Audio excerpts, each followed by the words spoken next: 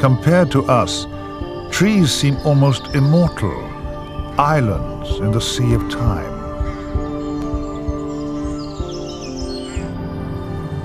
Imagine the stories they might tell if they could look back through their long lives. Think of the changes they have seen, the dramas that have unfolded around them.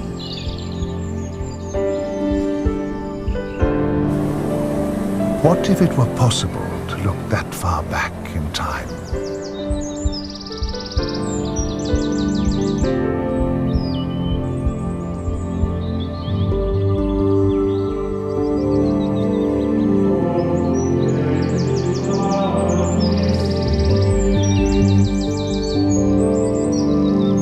Imagine following the life of a single oak on an epic journey through 1,000 years of history.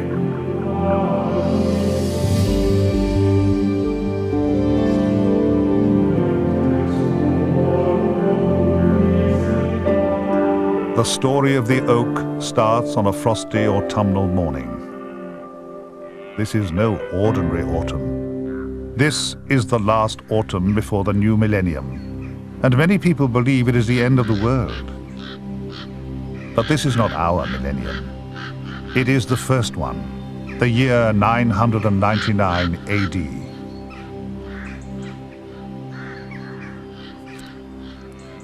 Throughout the Saxon woods, oaks have produced a bumper crop of acorns. They are a seasonal feast for many woodland animals, like roe deer.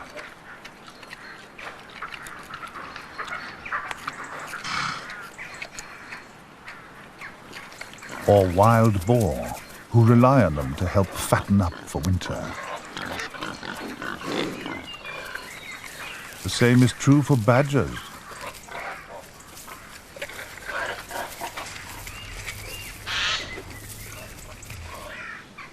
It's not just fallen acorns which are snapped up. Jays are busy plucking those left on the oaks themselves. These are the lucky ones. Incredibly, a huge tree like an oak depends on these birds for its start in life. Jays do two vital things. They carry the acorns to new places, and they plant them as well. Tucked away under leaves and soil, these oak seeds now stand a fighting chance.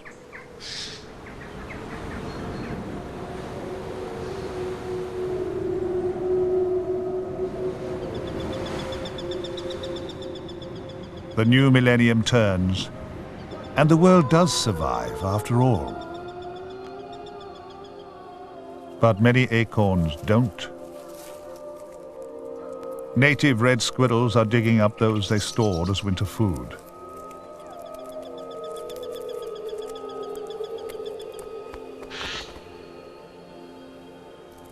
The jays also eat most of the acorns they've hidden.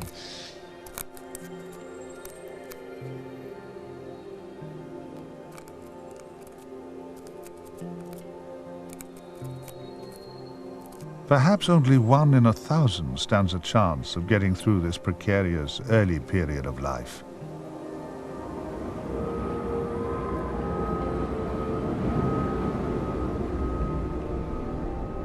But hidden away in the leaf litter, one acorn lies forgotten. It's already produced a large taproot which will anchor it for the rest of its life. This baby needs a good beginning if it's to grow for 1,000 years.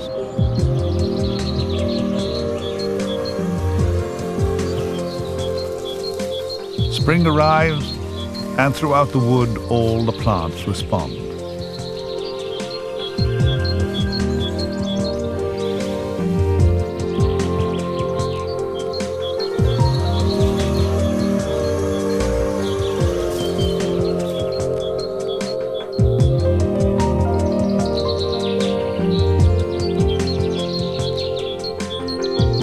While the mother oak unfurls its leaves, a little distance away, the acorn is sending up its first shoot.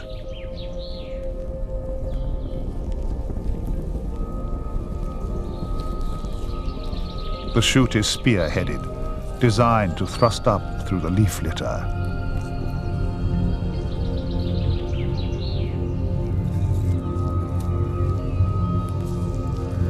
Like all young plants, it grows upwards, searching out the best possible position for its delicate first leaves to catch the light.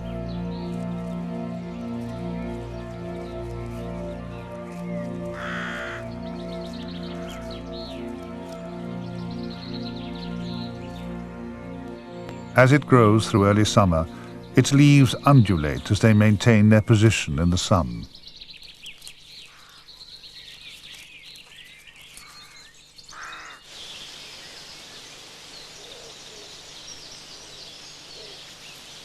By the time autumn returns, several oak seedlings are growing in different parts of the wood. Most will not make it.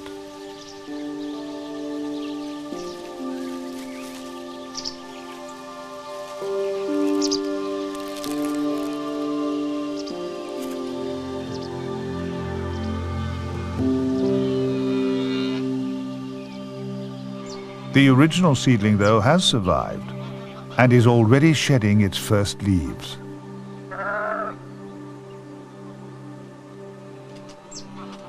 It's growing on a boundary between a wood and an open common, where Saxon people graze their livestock.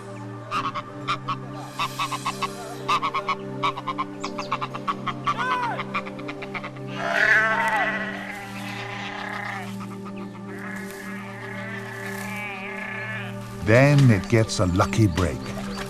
It's incorporated into a new fence being built on the edge of the wood. This means it can't be eaten by the animals in the field, and it won't get chopped down in the wood.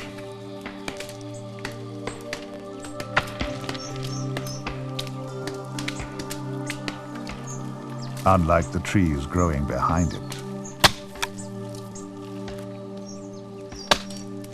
The Saxon woods are full of people, and the trees are treated like a crop. Every 5 to 10 years, they're cut right back to their base.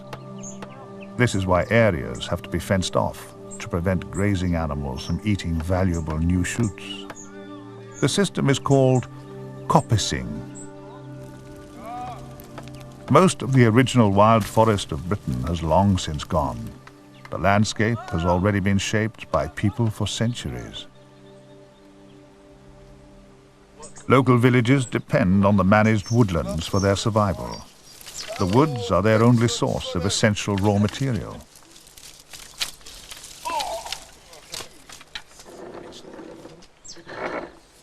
Wat knap kan du? Jag ger om hunden. Vad du tänker? Ja, så jag åt on hedges, tas kinnigos hedges. The trees are harvested during winter.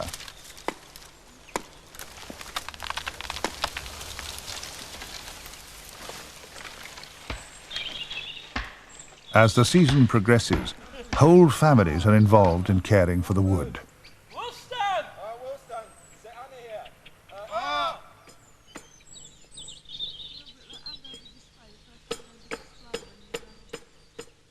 By the following spring, the cleared areas are perfect for smaller plants. And this means more light for the little oak.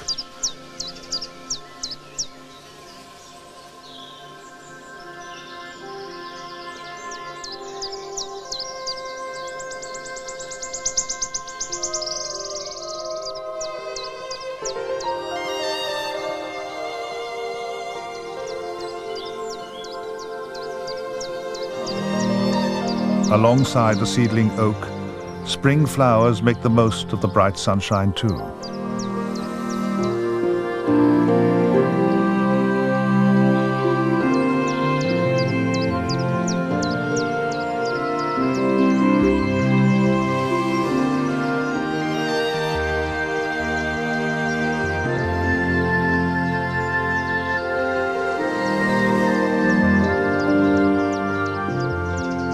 Within the fenced area, the newly cut trees can grow to 10 feet in 2 years.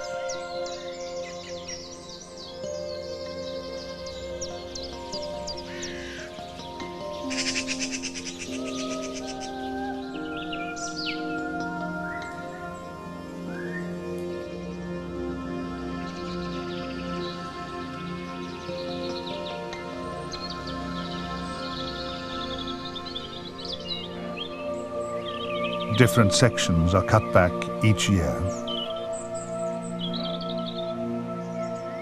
And near the oak, an area which was cut back a few years ago. It is now a dense thicket.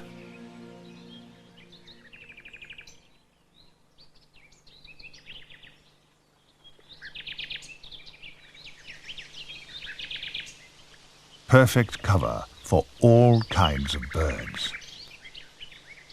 Especially one whose song is considered the most beautiful in the land, the nightingale.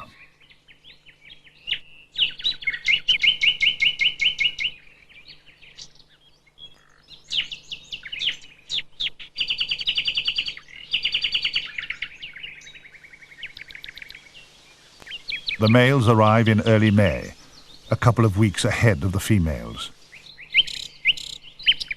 They need to claim a territory and then attract a mate. This is so important for them. They can sing in the daytime as well as at night.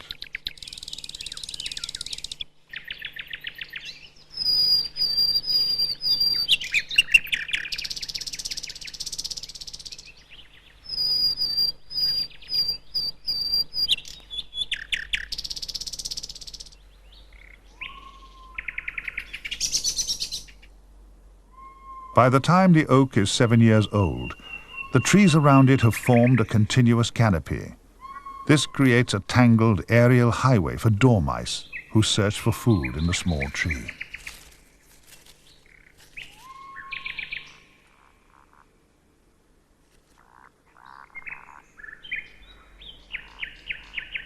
In summer, these agile little creatures almost never go down to the ground.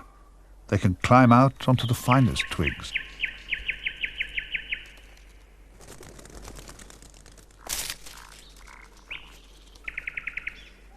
The oak needs their help. Its leaves are plagued by spangle galls. The galls are caused by parasitic wasps and are like a disease for the young tree.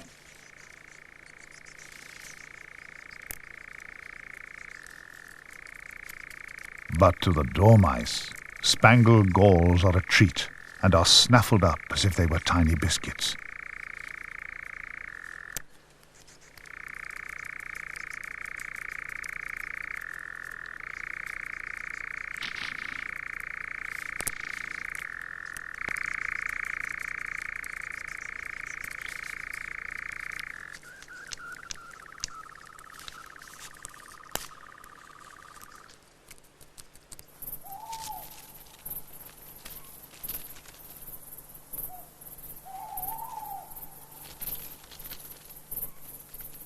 By late summer, the dormice abandon the oak because their favorite fruits and nuts are ripening.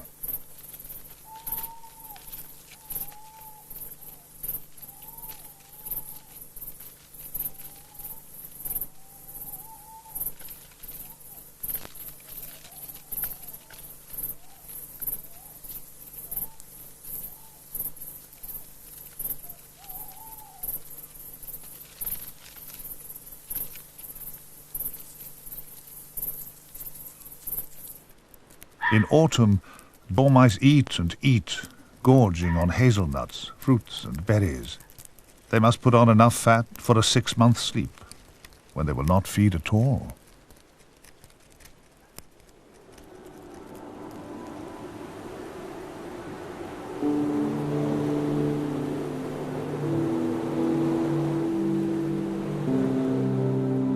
Their hibernation nest is under the ground, lined with a thick layer of moss and honeysuckle bark.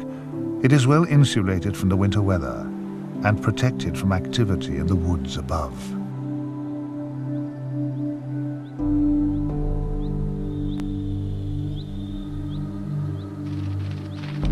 It's a different story altogether for the young oak tree. When the tree is 15, it meets people again. Last time it was too small to be noticed. This time it is not so lucky.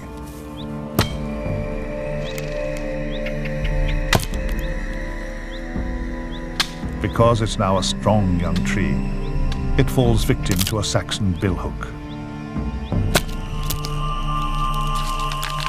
it's practically cut in half. Incredibly, this doesn't kill the tree. Harsh pruning activates tiny side buds, which normally lie hidden in the bark. The tree then develops a dense crown of twigs. A few years later, these will be harvested, and the process starts again. This is pollarding. For the next 50 years, the tree pulses with regrowth as it goes through several pollard cycles.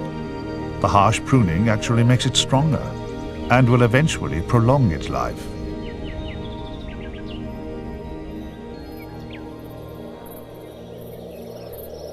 (1066), and there's a comet in the sky. Local people believe it's an omen of chaos. And of course, they are right. The Norman invasion transforms the world of the oak. Common land and the wood now form part of a hunting forest for William the Conqueror.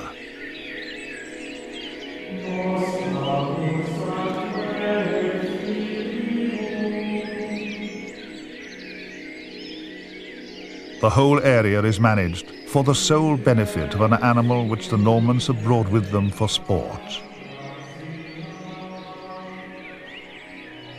The fallow deer.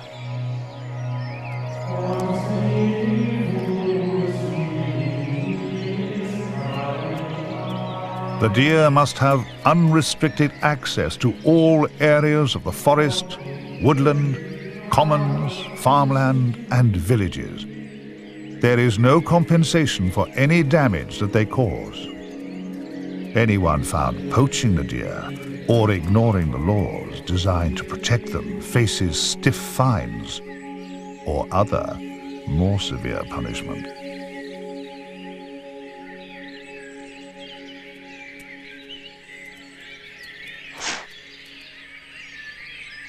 After 2 centuries or so of life under the Norman regime, the oak is prospering.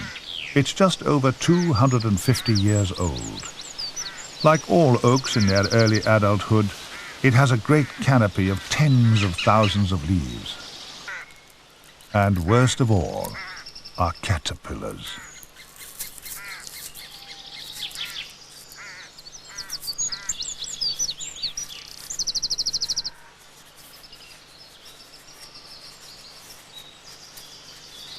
One of the most remarkable of all oak predators is the red oak leaf roller weevil.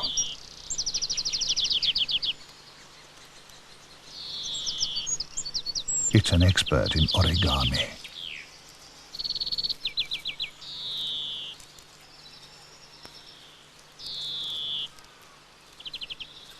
Each female painstakingly rolls part of an oak leaf, crafting an exquisite tiny parcel into which she lays an egg.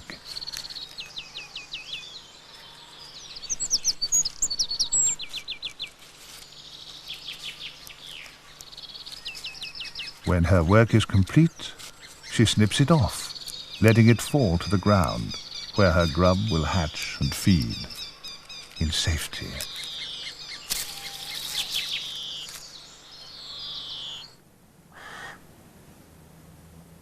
But the oak still has some familiar defenders. Dormice. Hundreds of generations have passed since their ancestors first climbed into the canopy of this particular tree. These cute little animals are voracious caterpillar killers. After hibernation, they often spend days and nights at a time in the oak's canopy, gorging on protein.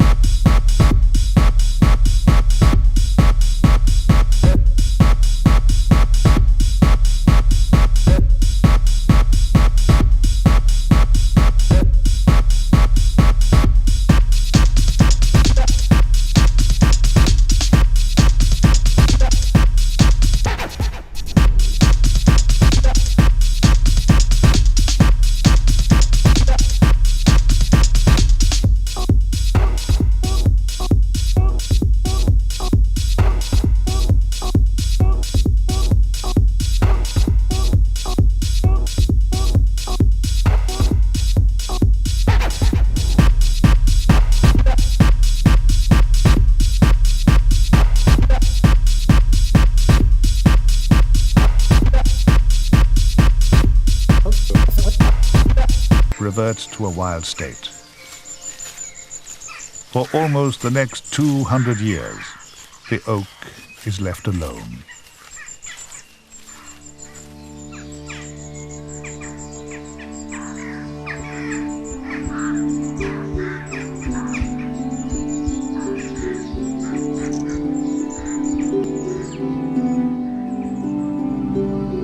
It has a chance to mature, changing shape from a pollard to that of a giant and majestic tree.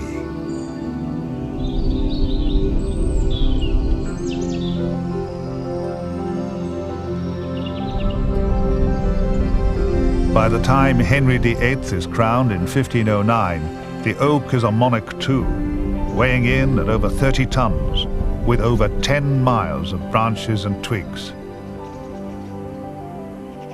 Such a mighty tree stands out and attracts a pair of ravens.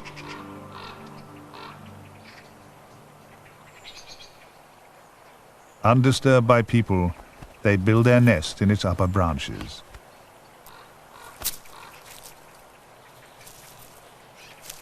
Ravens breed very early in the year, perhaps because they're scavengers and actually benefit from hard times.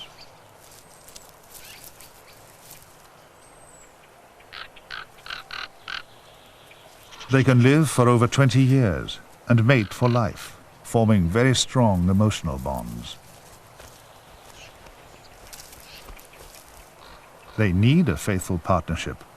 A large brood of hungry babies would be far too much work for a single parent.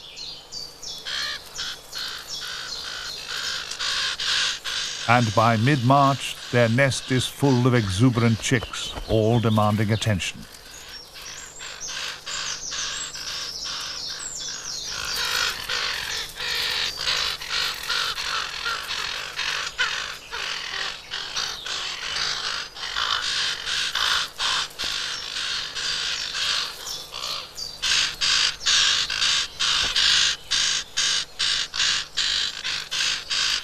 The raven's nest is huge. The parent birds have bred here for many years, adding on new layers every spring.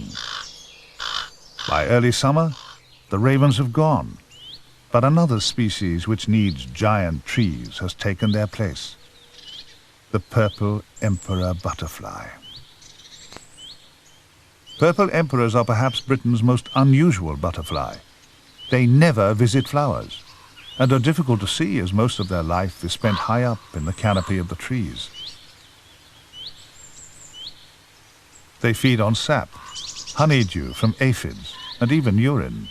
But to breed, they need tall trees. The oak is perfect for a number of male butterflies who take up residence among its loftiest branches. Each male needs a high perch as a base for a breeding territory. It then spends hours watching out for passing females or chasing away other males in spectacular dogfights.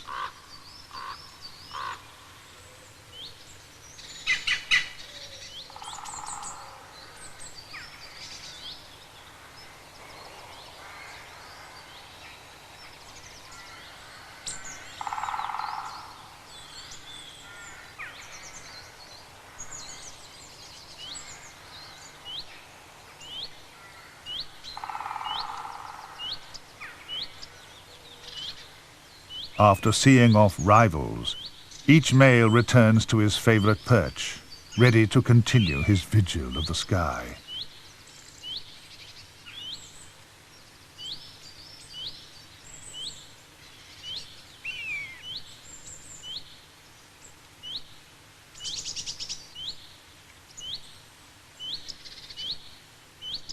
Winter returns, and the tree is under siege.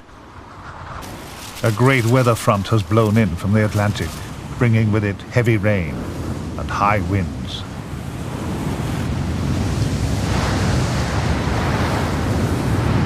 Being 500 years old, the oak has already weathered many storms, but this one is different.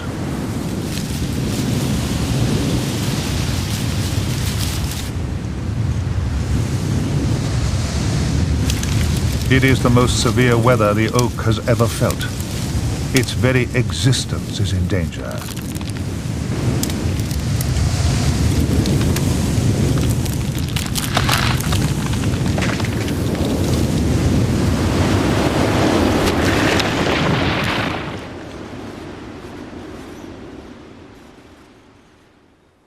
The calm after the storm reveals a scene of destruction. But the old fighter is still standing, although it's paid a heavy price.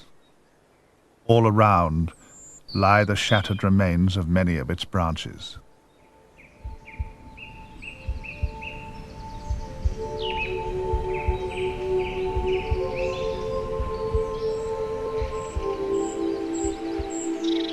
By spring, the tree is on the mend, but some parts are beyond repair, just gaping holes, tears. Perfect accommodation for tree creepers.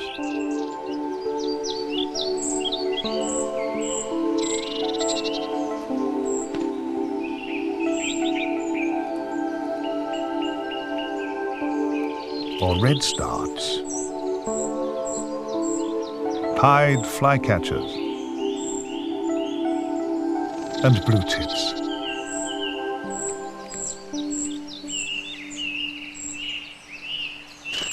The oak is now a large and complex world of its own. A unique tree world, complete with canyons, caves, peaks and plains. All teeming with life. A tiny lagoon in the bole of the tree, complete with its own unique life forms.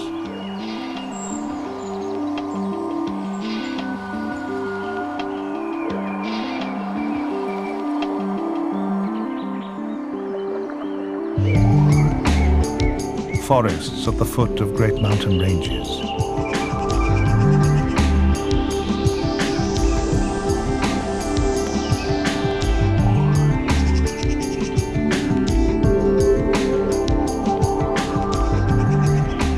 Other regions seem to be barren, like miniature salt pans and deserts.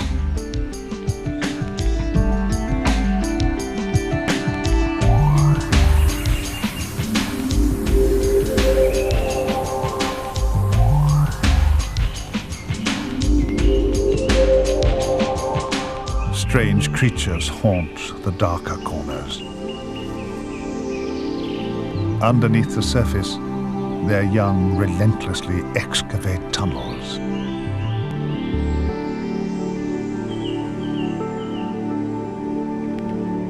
Their fearsome jaws turning them into tiny mining machines. Because their diet is so poor, these grubs can take up to 7 years to reach adulthood.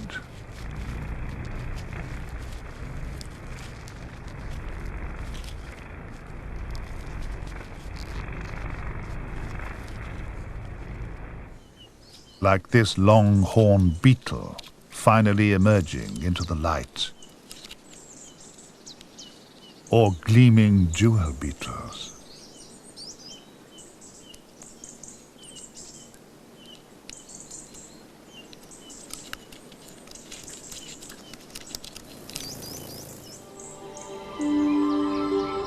All around the tree, the wood is a peaceful place, full of flowers and animals.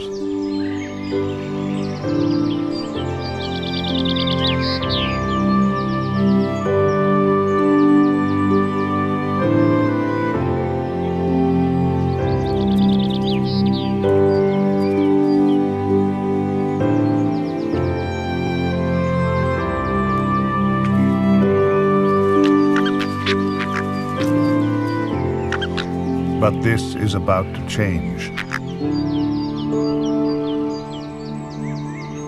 Smoke amongst the oak leaves means one thing. People have returned to the wood.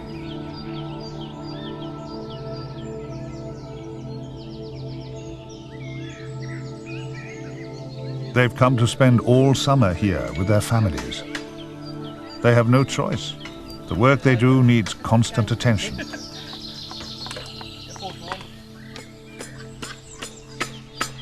They carefully stack wood and then cover it with a thick layer of bracken and soil.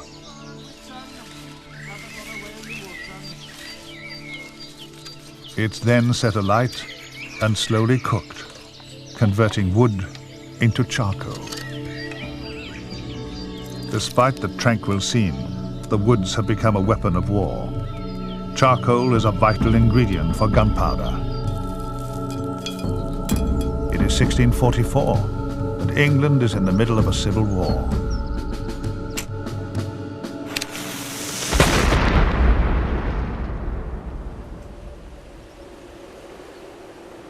During the 1600s, it's not just the political climate which is in turmoil.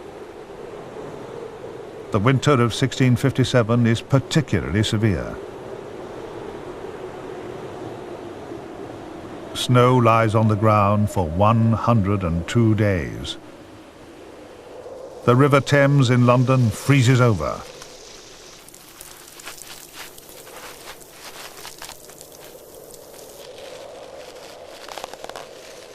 And harsh conditions continue on well into the spring.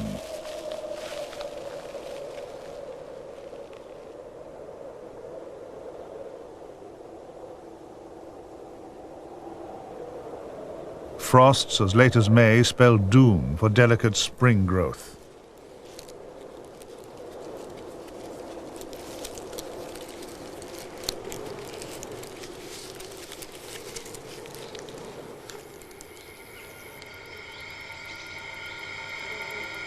(1665 and 1666) are hot, dry summers. London has to cope with another outbreak of bubonic plague. And then the Great Fire.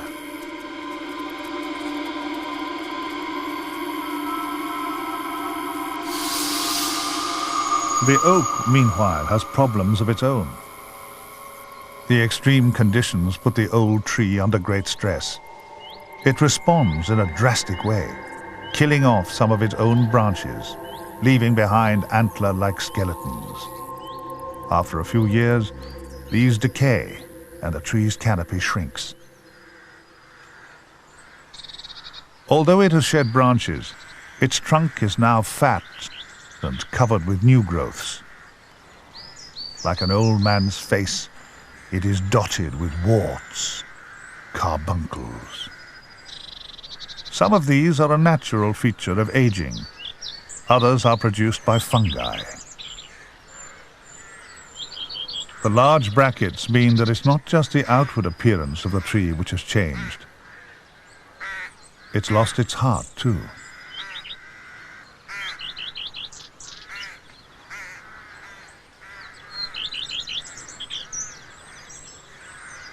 Bit by bit, the fungi have eaten out its core, and the tree has been hollowed out.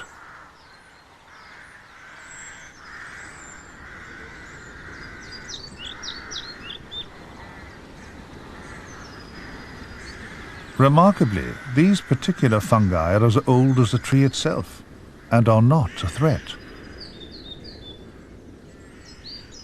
The active part of the fungus has been growing for centuries, eating away the heartwood, which is actually dead.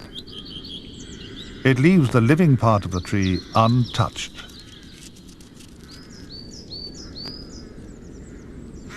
The hollow center can now act as a home for more creatures, including a colony of hornets.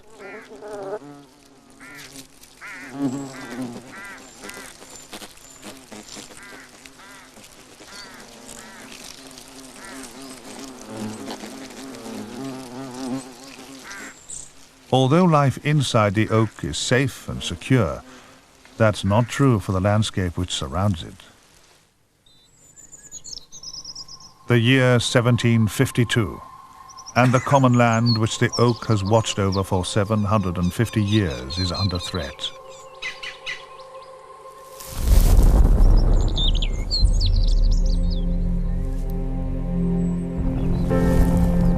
For centuries, country people have depended on it as a place to graze their livestock and gather wild food.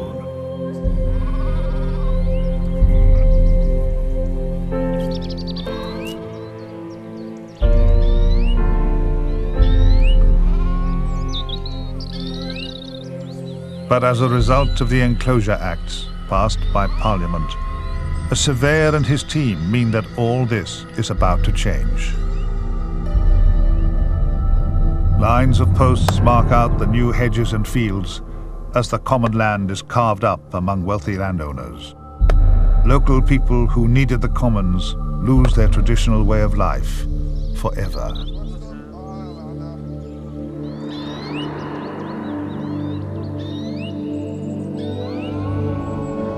"50 years later, the oak looks out on an agricultural landscape which we would be familiar with today.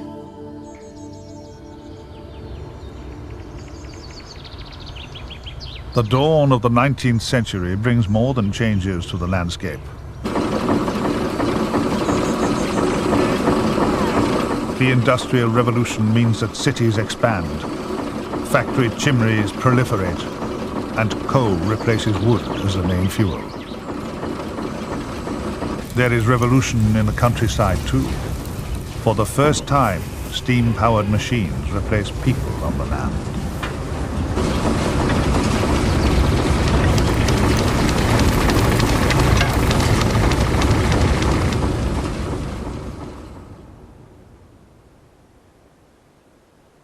By late Victorian times, the oak and its wood have changed dramatically too.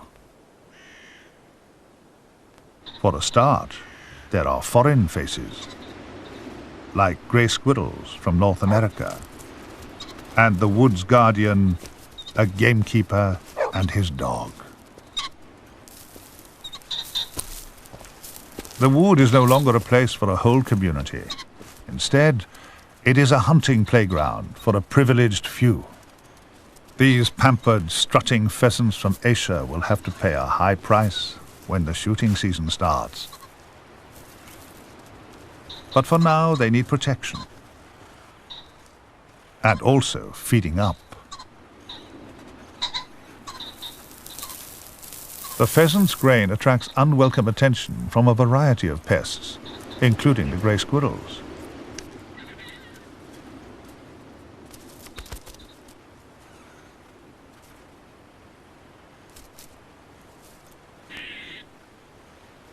Raiding flocks of wood pigeons are joined by another thief, the brown rat.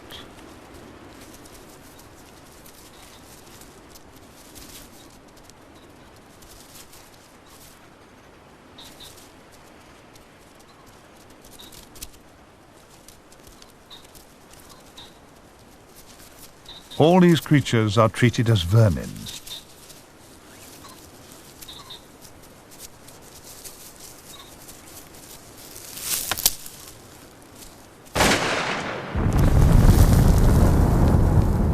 The gamekeepers don't just persecute grain thieves, they also kill off birds of prey. And that means rabbit populations explode. The new winter-sown crops are a perfect food supply for them. Strange new sounds shatter the peace of the countryside.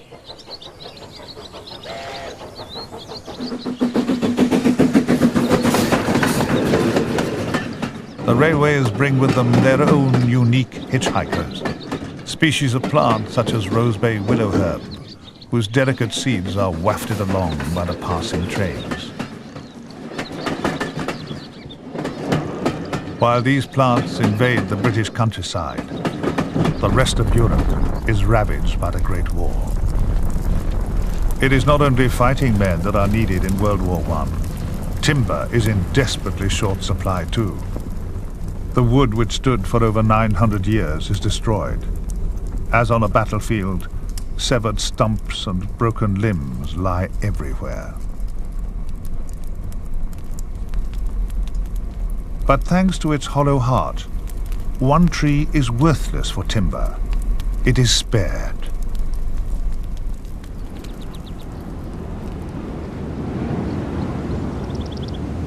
The ancient oak faces the 20th century alone. Well, not quite. Little owls have been on the increase. Introduced in the 1890s, they find the new agricultural landscape to their liking.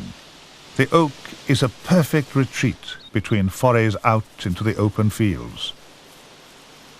But the landscape in which the owls feed is changing too.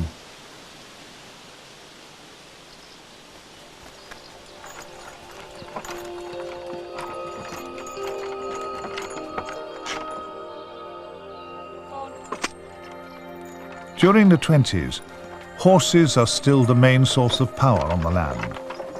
But the centuries-old way of life they represent is about to disappear forever.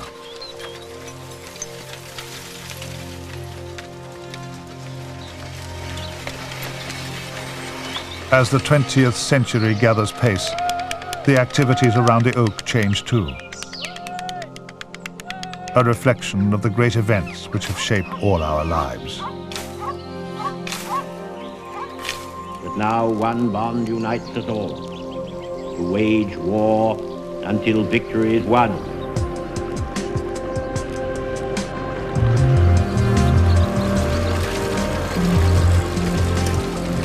Today we begin a new Dig for Victory campaign.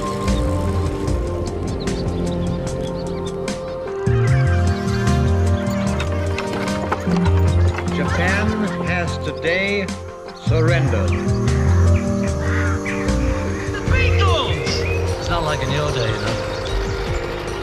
The ladies not for turning. Oh, it's still going! Oh, and into the penalty area! Oh, it's scored! It's an absolutely fantastic goal by Michael Owen!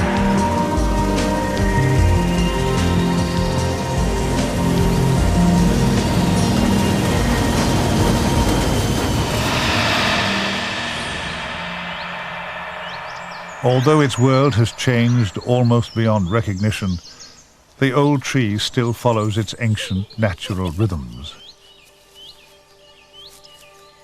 As it approaches its 1000th birthday, the tree is a living link with our history. Compared to our brief lives, the oak really does seem immortal. And like many oaks this autumn, it produced a bumper crop of acorns. The start of another life. As we all look to the future, imagine what stories the next Millennium Oak might tell.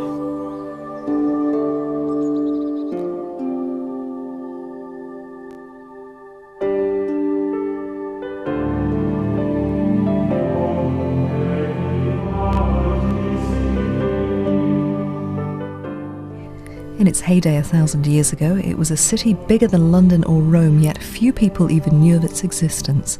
BBC Two uncovers the secrets of Cahokia, America's lost metropolis, tomorrow at 9:30.